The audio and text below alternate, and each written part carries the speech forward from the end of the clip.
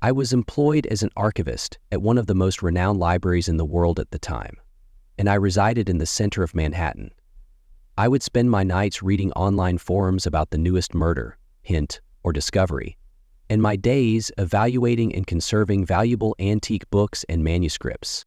I can still clearly recall the day I initially tripped to the rabbit hole's edge. It was cloudy, chilly, and growing colder every day in early October. After introducing myself to Mikhail, the Archives and Manuscript Division's newest librarian, I walked up to the third floor of my building and headed to the rear of the room where my office was located. Work proceeded according to schedule for hours. Not until about 4 o'clock did something strange occur. I heard a grunt, like someone lifting something heavy, and then the distinct sound of a sliding shelf being taken out as I opened the door to my office to locate a certain manuscript. My section didn't have any appointments planned for that day. "Mikhail?" I exclaimed. I could plainly hear a tinny sound that might have been a ringtone, but there was no answer. It had the sound of an old game theme, a little familiar. A rapid intake of air, as if someone had been startled, followed by sharp footfall rushing in the direction of the only way out. I left my office intrigued and a little skeptical, and was browsing the stacks when I noticed something. It was true that someone had taken out a retractable shelf and set a book on it. The book itself was hefty, dark brown, and a little bloated with age, but it was nothing special. However, the title, which read, "Unethical Human Experimentation in the United States," in peeling gold Franklin Gothic script, caused me to hesitate. I noticed something trapped between its pages as soon as I walked over and lifted it up. When I carefully opened the book, I discovered a business card in matte black. It bore the following quote, written in bright white ink and all capital letters: "Man is the cruelest animal." 4 more words appeared as I turned the card over. Adirondack Park, the Hollow?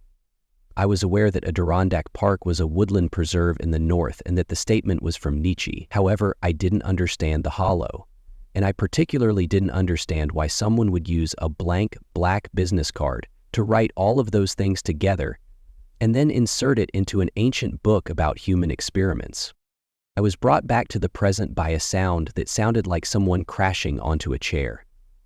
Mikhail was seated at the front desk when I returned the book to the retractable shelf and went to it, hoping to reprimand whoever had so rudely stuffed that card into one of my books. Seeing my perplexed look, he inquired, "What's up? Have you recently let anyone in here?" He nodded and sipped his coffee. After swallowing, he muttered, "Yeah, cute tall guy in a suit.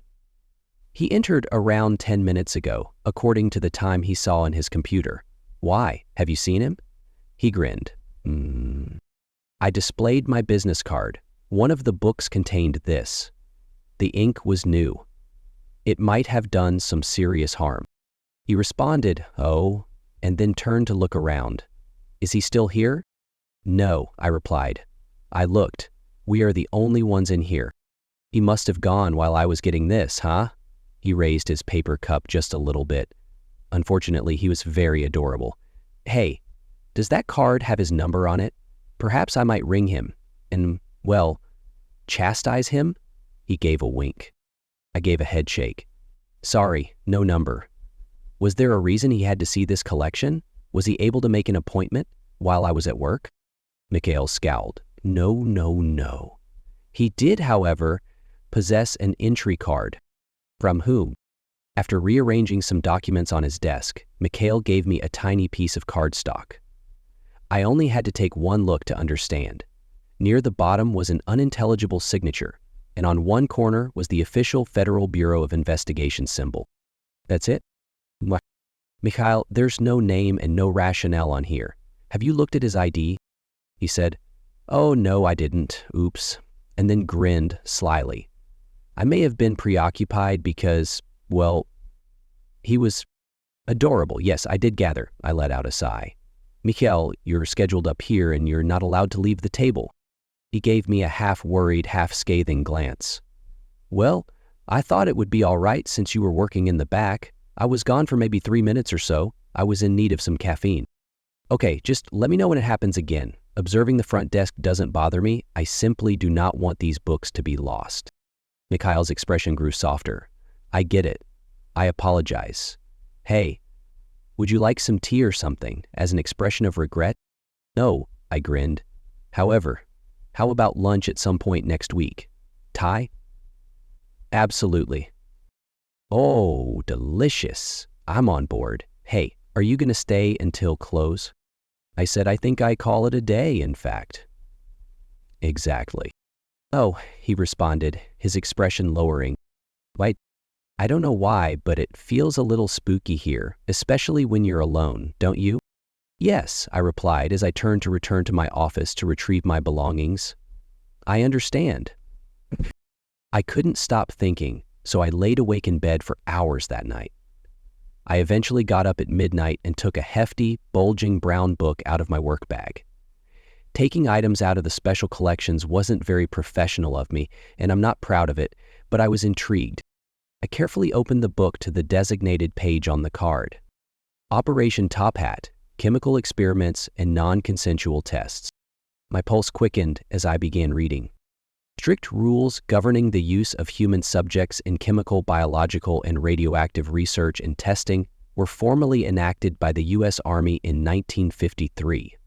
These regulations, which closely mirrored the Nuremberg Code, mandated that the Secretary of the Army approve all human undertakings. Nevertheless, a gap persisted despite meticulous restrictions. The standards failed to specify precisely which kinds of tests needed clearance, resulting in a murky region of selective compliance. I looked down more. One test in particular eluded this procedure, even though a number of studies were presented to the Secretary of the Army in 1953 and subsequently accepted. The U.S. Army classified Operation Top Hat as a field exercise, and it took place at the Fort McClellan Army Chemical School in Alabama in September of that year. In an effort to learn more about contamination and decontamination, Chemical Corps men were exposed to a variety of chemical and biological weapons during this exercise, such as mustard gas and nerve agents. The participants in these experiments were neither volunteers nor made aware that a test was being conducted. I inhaled deeply before carefully navigating to the table of contents and reading 1. Research in pharmacology. 2. Experiments on human radiation. 3. Testing for disease, pathogens, and biological warfare. 4. Chemical tests. 5. Experiments with psychology and torture. 6. Surgical trials. 7. Additional research, testing, and experiments. 8. Professional and scholarly analysis. 9. Legal consequences. 10.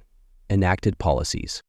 Although some of the chapters included subchapters that discussed topics I had heard of, such as the Montauk Project, the majority of the topics covered were stuff I couldn't even begin to picture happening in real life. No one should ever have to endure through sick, twisted, nasty, and unimaginable things, not even those that our government has hidden away to be forgotten. The following day, I arrived at work late. Horrified by what our government had done to its own citizens and military, I had read that book through the night. It would be an understatement to say I was tired. The front desk was once again manned by Mikhail. "Hey," he greeted animatedly, then, observing my face, added, "Are you feeling okay?" "What? Yes, I simply couldn't sleep the night before." "Ah," I apologized. "However," Mikhail went on, "I have some news to share. I've spent the entire day wanting to tell you this. About 3 hours ago, that guy returned." "Yes, the adorable one, you know. He was trying to find a book about ethics or anything like that. He claimed that while reading it yesterday, he was unable to avoid an urgent work call, so he marked his place with the intention of returning later. He claims that he was not thinking clearly and that he is sincerely sorry for what he did. He was really cute when he apologized, but hey, that answers the card's riddle. However, there is still another mystery." Right? I was unable to locate the book he was seeking. Perhaps I wasn't searching in the correct place. "Oh no, I lied and said it was back in my office. I was looking for any damage." Oh, Mikhail remarked. I was unsure whether I was permitted to return there or not. Thanks for not doing it. I'm working on several delicate tasks. I hesitated for a moment. Have you managed to get this cute guy's name? To him. Mikhail said the word shit, then pulled a face and put his palm to his lips. I apologize. No, I didn't. I'm a fool. But I did obtain his number, in case the book showed up somewhere, he said with a smile. Mikhail gestured with a torn piece of paper. All right, I replied. I massaged my forehead, sensing the onset of a migraine. When I'm done with it, I'll call him and let him know the book is here so he can look it over.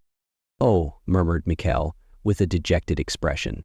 I took the slip of paper with the number printed on it and apologized. When a book is being fixed, it's just protocol. In all honesty, I didn't want my section to be associated with any unethical calls. I hurried back to my office, checked my computer, then grabbed my phone and dialed a number. Hello, you have arrived at the Public Information Office of the Federal Bureau of Investigation. This call might be recorded or watched. Please press 1 to speak with a representative. Please click off when assigned.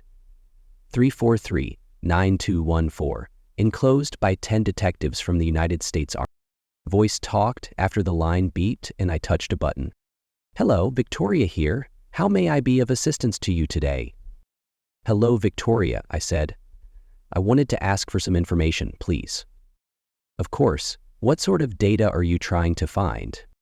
Only your special agents used our facilities sometime yesterday and didn't exactly follow our protocols. I stopped. To be honest with you, I'm not entirely sure if the man was posing as an FBI agent or actually was one. After a little period of silence, Victoria exclaimed, "Oh no, that is clearly not what we would desire. Let me see what I can accomplish. Could you please tell me your name, zip code, and place of employment?" I informed her. On the other end was the sound of a keyboard. Miss Haneda? Yeah. Records demonstrate that an agent was present at the address you provided. Oh, I replied. Well, is it feasible to obtain a name? Or a rationale for his initial presence here? I apologize, but no, Victoria answered. Unfortunately, requests for name checks must be made through the appropriate channels because that information is classified. The right channels? An additional federal agency. Oh, I repeated. I understand. However, I can send this report to your local field office and ask the special agent in charge to have a direct conversation with this specific agent regarding adhering to the correct procedures when using your facility. No, I replied. That's okay. He didn't cause any problems. Are you sure? Yes, I appreciate all of your assistance. Obviously, enjoy your day. I took the piece of paper Mikhail had so grudgingly given me, sighed, and dialed when Victoria's line disconnected. After one ring, it immediately went to a generic voicemail. I hung up after leaving a quick message. It was 8:30 when we finally reached the tavern. After giving my forehead another rub, I looked at my work and let out a sigh. I was unable to focus. I was tense and jittery. Bringing my laptop closer to me, I launched Google and entered 2 words: Adirondack Park. Naturally, that search yielded no suspicious results, so I opened a new tab, navigated to the forum I often visited, and entered the same 2 terms.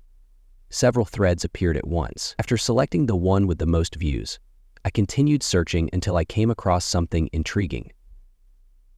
You see, a few months before, a young woman hiker had disappeared. Her mother claims that she had set out early on a Saturday morning in late July to explore Adirondack Park. She never returned home that evening, even though her absence was only expected to last a few hours at most. Her mother claimed that she believed her daughter had simply gone to a friend's house. Therefore, she did not immediately notify the police. The mother reported her missing 2 days after she first vanished. The police conducted a public news appearance and a canvassing of the region. An older woman later came forward to claim that she had spotted the young woman running alongside the road on Saturday night as she was making her way home. The driver said that the hiker was coated with blood, and another material. It was shiny and black, like oil, she said. When asked why she didn't stop or call the police, the elderly woman claimed that she didn't believe it was her responsibility. No more clues or leads were found. To no avail, the police and state investigators investigated the area. The matter was abandoned, and the woman was never seen or heard from again. This post received comments from a number of kids. The most were merely speculation, best wishes, and desperation. But 3 caught my attention. A few other missing people reports from the area were mentioned and related in one comment, including 2 police officers who had visited the location years before the young woman went missing and disappeared themselves. Adirondack Park was near another unfamiliar location, according to the second comment. They included a link to a New York Times story about an odd Adirondack town that seemed to have vanished into thin air. It told about a location known as the Hollow, which was purportedly occupied by 2 big families.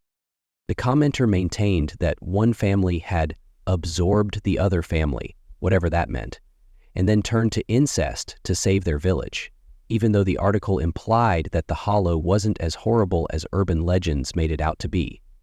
They further speculated that the members of this family were either devil worshippers or witches who used black magic and consumed human flesh. However, it was the third comment that truly made me think. According to the commenter, they were dishonorably dismissed from the U.S. Army after going missing. They came up with an intriguing anecdote after a lengthy tirade on how dysfunctional the Army can be. They said that the government in their day was subjecting both its populace and its soldiers to a variety of bizarre tests.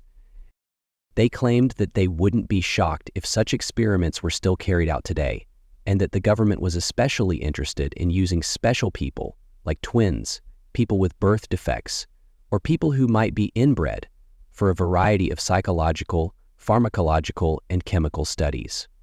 Lastly, they described how the young woman's oil-like fluid resembled a chemical or biological weapon that the government had been testing on him and his unit years prior. I shut off my laptop and glanced around, focusing on the ripped piece of paper with the number scattered on it. I reached for it mindlessly and phoned, only to receive the voicemail again. After taking a big breath, I said, "Hello, this is Marianne Haneda from the Manuscript and Archives Division. I apologize for bothering you again.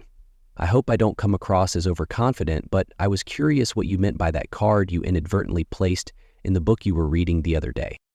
I understand that you probably can't tell me much, if anything, given your line of work, but I'm really interested in true crime, the pursuit of justice, and other related topics, so I was wondering if you would mind if I interviewed you sometime. Is that even permitted?" I hesitated for a moment. "That's all. Enjoy your evening." I squeezed my nose in shame as soon as I hung up. I'll never know what made me do that. I had trouble sleeping that night as well. In my bizarre, feverish nightmares, I saw soldiers in gas masks melting into black slime and ladies drenched in blood. I had made up my mind when I woke up an hour before sunrise. Since that was my only day free, I was overcome with curiosity. I foolishly made the decision to go up north and see what I could discover. I'm sorry about that. I always will. Getting up to the location I intended to explore took over 4 hours. Instead of starting in Adirondack Park, I stopped approximately 2 miles away from the Hollow. Since it was daylight, I assumed nothing negative would occur. I exited my Subaru and began to walk. I walked for over 2 hours without seeing or hearing anything. I was ready to lose up when I noticed what appeared to be a person standing against a tree in the distance. After hesitating, I cautiously approached it, but when I looked more closely, I saw that it was merely a plastic poncho that was hung across a branch. It appeared to indicate something. I covered my lips in terror as I headed in that direction. It was probably a sick shrine of some kind. A partially rotten deer's head was affixed halfway up a tree's trunk. It was surrounded by a collection of stacked antlers, some of which were still covered in rotten velvet, as well as other decomposing and once living objects. I leaned in and put my sweater over my mouth and nose. A heap of leaves had gathered over the carrion and antlers, and something was moving inside. I got down on my knees, grabbed a stick, and started jabbing at it against my better judgment. Something tiny, black and bloody, suddenly erupted, making this terrible shrieking sound. I yelled, "Shit!" and collapsed back into the muck and squishy falling leaven. It was a hissing, half-dead cat.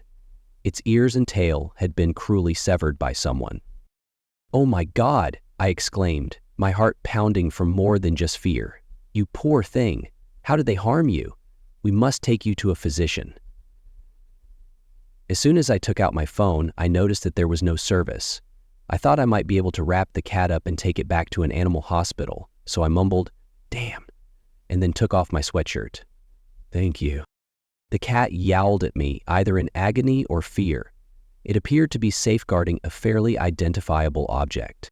"What do you have there?" I crouched and then flinched back in surprise. It was a human hand that was severed. The skin appeared to have been gnawed by the cat and was deteriorated and soiled. That's not all, though.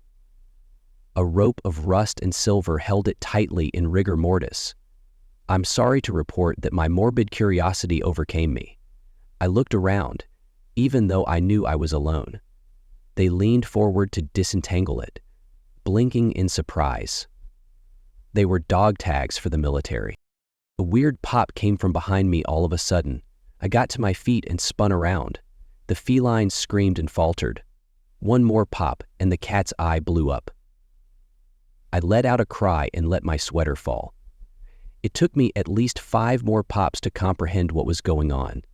It was being fired at by a pellet gun someplace. The feline rolled sideways and lay still. The trees around me burst into laughter. I realized then how incredibly foolish I had been to go all the way out there by myself, without telling anyone where I was going or how long I had been traveling, in the false notion that I could solve a case that had been unsolved, long before I had even heard about it. "Who is present?" I asked firmly, trying not to show how afraid I was. A deep voice, not even trying to be quiet, muttered, "Shh, shh, she will see us." "Who's there?" To my left there was a solitary whistle. With my heart racing and my eyes wide, I whirled toward it. Nothing was visible to me through the woods. To my right, another whistle blew, and I burst into tears. "Ah," the same voice said, "we're going to get you. You've got to run, run, and run." "Stop, whomever is there. I'm going to call the police. My spouse is aware that I'm out here." I said a falsehood. The deep voice continued, "You don't want to know what will happen if we catch you." Another trembling male voice responded, "Nothing bad. We'll simply smother you in sauce and devour you." There was another pop and more laughter. I screamed once more as something stung my thigh. Ignoring the sharp ache in my leg, I pushed forward, heading toward the road driven by pure adrenaline. I kept running and running. The noises of grunts and smashing came from behind me. Whoever was pursuing me sounded like they were getting closer. It was as if their movements had a logical logic. I expected the worst when I staggered onto the road, but the sounds had suddenly stopped. In a frenzy, I fumbled with my keys, unlocked my door, leaped inside, and then locked it again. Even though I was upset, I saw that my Subaru was parked next to a black Ford with government license plates. I didn't wait around to find out who owned it because nobody was inside. As soon as I returned to the city, I reported what had transpired. My statement was taken by investigators who were serious, professional, and grave. In the hopes that they would be useful, I gave them the dog tags. Shortly after I left the station, I got a call from them. "Moing is Haneda." "Yes. We just wanted to let you know that our liaison will be hearing what you told us." "Your liaison?" "An FBI special agent. He has been looking into certain evil activities that have been occurring in our state. Regretfully, he has been out in the field since yesterday and we are unsure of his return date. If not, you would have to talk to him directly." I blinked in astonishment and answered, "Oh," realizing that there were probably more than one FBI agent in the state of New York. I wondered if this was the same man Mikhail had spoken to. Indeed, without a doubt, that isn't an issue at all. All I can hope is that you apprehend these criminals. Did the dog tags assist at all?" Slowly, the detective added, "That's the thing." "What is it?" The detective let out a breath. "Look, seeing what you've been through, and the fact that we haven't shown up much so far, I suppose I can tell you this, even though I'm not supposed to. Tell me what? Those were not registered dog tags. They belonged to no one. It had to be a copy or something. Unfortunately, the hand we found was too decomposed to ID, the detective added. Oh, I replied. Don't be concerned. If we locate any more leads or need anything else, we'll get in contact.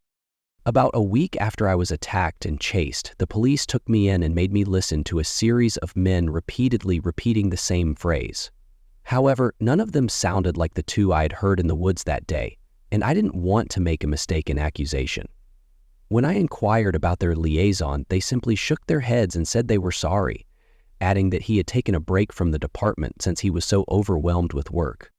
Just a few months later, my case was abandoned. There simply wasn't enough evidence, and the police didn't find any more leads. I never received a call from the individual Mikhail dealt with again. But there was one thing. One small, odd item. Something I recognized was brought to my office by a library specialist in my building about a month after I had foolishly traveled to northern New York. My pullover. It had the scent of freshly laundered clothes. From where did you obtain this? After she gave it to me, I asked her. Some guy just returned it after saying it was yours. She shrugged, as if she didn't get enough money to give a damn. Down as recently as an hour ago. She clarified that her lunch break was more important than my sweater, saying, I didn't bring it up right away because I went on lunch after. She turned and left. Hold on, I said. Her eyebrows went up as she turned back to face me. Tall man in a suit? Yes, he was tall, but he was dressed in jeans and a t-shirt from a metal band. Believe it was Metallica, Slayer, or another character. Why? Hating myself for what I was going to say, I swallowed. Are you cute? White? I closed my eyes and said it again. Did he look cute? Oh, I suppose so. Absolutely, if you're like that kind of stuff, objectively appealing. Baseball. After expressing my gratitude, I waited for my office door to completely close behind her before pulling the sweatshirt open. A solitary, matte black business card was tucked up within. It had a quote in a single word, printed in all capital letters in white ink. What doesn't kill us makes us more resilient.